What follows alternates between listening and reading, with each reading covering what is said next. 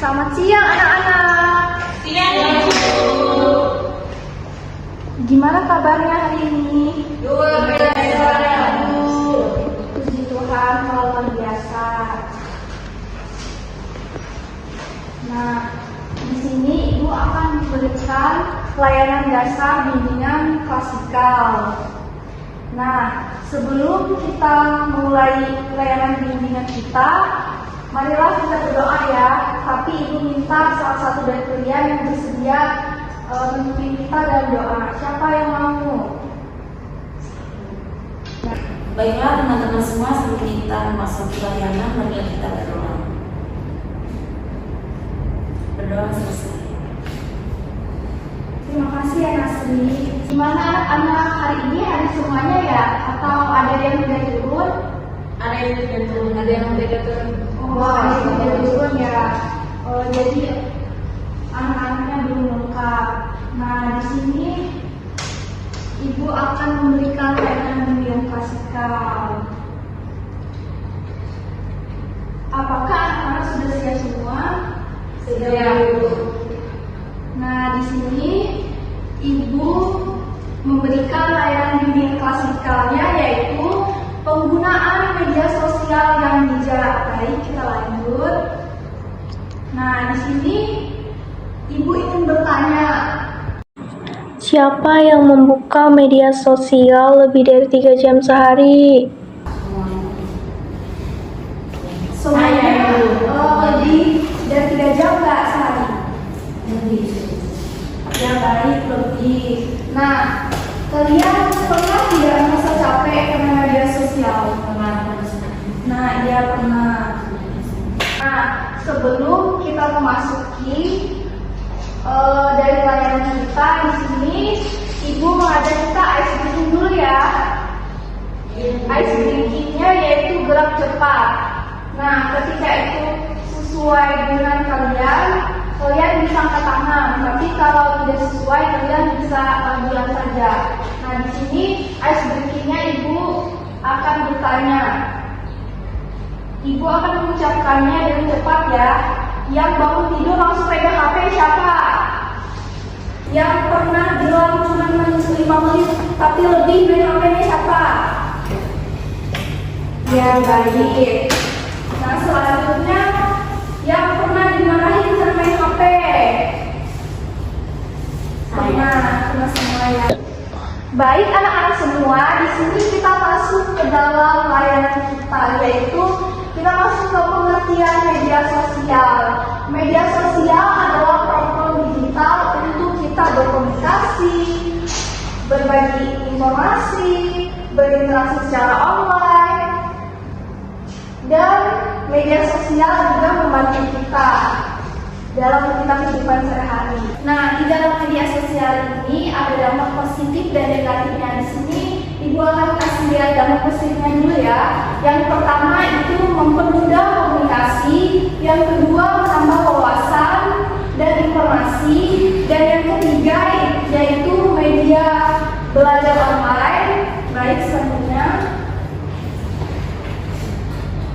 Di sini juga ada dampak negatifnya, yaitu kecanduan bermain media sosial, yang kedua menurunnya prestasi belajar, dan yang ketiga cyberbullying. Nah, di sini kita masuk ke digital habit mapping. Di sini Bu akan bertanya ya, kalian jawab dengan sejujur-jujurnya tentang kebiasaan kalian dalam seminggu terakhir ini. Nah, itu ada nama aplikasinya seperti WhatsApp, TikTok, Instagram, game online. Nah, di situ berapa jam sehari kalian menggunakan aplikasi tersebut, dan apa saja yang kamu lakukan, gimana perasaanmu setelah menutup aplikasi. Di sini Ibu tanya beberapa aja ya.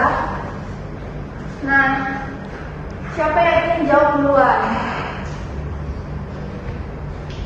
Nasri, boleh semuanya, boleh juga satu.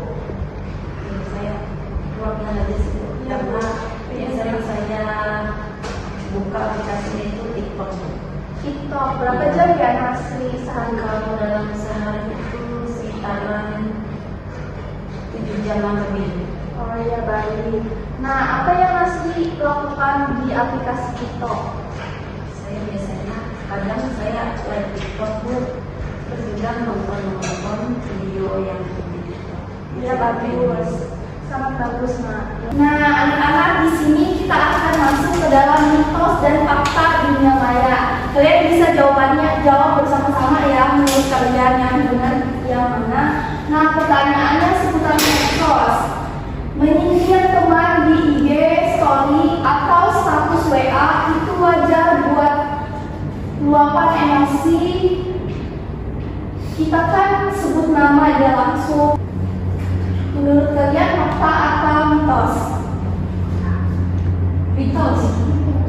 Oh ya, mitos. Nah,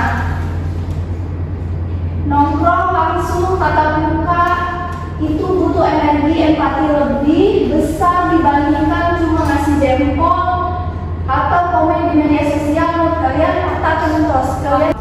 Nah, ada yang terakhir, biar pertemanan seru, nggak apa-apa kok nge-share foto, komik atau aib teman di grup tanpa izin. Itu kan bercanda. Menurut kalian itu fakta atau mitos? Fakta. Oh ya, nggak apa-apa, berbeda. Ada yang fakta, ada yang mitos. Itu kan berdasarkan pengalaman anak-anak semua. Kita masuk ke dalam analisis kasus ya. Di sini Ibu bacakan contoh kasusnya. Seorang siswa menggunakan media sosial hingga 6 jam per hari. Akibatnya nilainya menurun. Terus yang kedua, kurang aktif berinteraksi. Dan yang terakhir, sulit fokus belajar. Nah, menurut kalian apa sih permasalahan di dalam kasus ini? Kalau dari saya, kasus yang dianalisis tersebut dia itu candu bermain media sosial. Iya benar, karena dia kecanduan media sosial, makanya nilainya menurun seperti contoh di kasus. Ya, terima kasih ya anak-anak. Ini Ibu akan mengasih tahu ya cara bijak menggunakan media sosial. Yang pertama, batasi waktu penggunaan 2-3 jam per hari. Yang kedua, gunakan media sosial untuk hal positif. Dan yang ketiga, pilih konten yang bermanfaat. Yang keempat, jangan mudah percaya berita hoax. Dan yang terakhir, jaga etika dalam berkomentar dan atau berinteraksi. Ini kita sampai ke refleksi diri ya. Bentar lagi layanan bimbingan psikia kita akan berakhir. Di sini Ibu akan bertanya, nah berapa lama saya bermain media sosial? Nah, aja berapa lama sehari ketika bermain media sosial? Tergantung kalau sudah bosan. Tergantung sudah bosan atau enggak. Yang kedua, apakah media sosial membantu atau mengganggu pelajaranmu? Gimana menurut Kak Maria? Kadang bantu, kadang enggak. Oh iya, itu tergantung kita menyikapinya. Nah, pertanyaan yang terakhir, apa perubahan yang harus saya lakukan? Nah, Bella gimana? Mengurangi main HP. Oh iya, saja dia sangat bagus mengurangi HP dan menjadwalkan jadwal belajarnya. Baik, kita di sini sampai ke bagian akhir layanan kita. Kita masuk ke dalam kesimpulan. Media sosial memiliki dampak positif dan negatif. Penggunaan yang bijak membutuhkan kontrol diri. Nah, gunakan media sosial untuk mendukung perkembangan diri dan belajar. Nah, di sini Ibu juga ada kata-kata ya, kita ucapkan sama-sama. Nah, itu ya, kita baca semuanya bersama-sama. 1, 2, 3.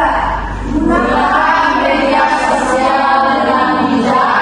Jadikan teknologi sebagai sarana berkembang, bukan menghambat masa depan. Nah, terima kasih anak-anak sudah berpartisipasi dalam layanan kita. Nah, di sini kita akan mengakhiri layanan kita ya. Ibu bimbing kita di dalam doa. Marilah kita berdoa. Amin. Terima kasih anak-anak. Ibu pamit ya. Minggu depan kita akan melakukan layanan fasilitas kita selanjutnya ya. Terima kasih anak-anak. Sama-sama Ibu. Selamat siang semuanya. Siang Ibu.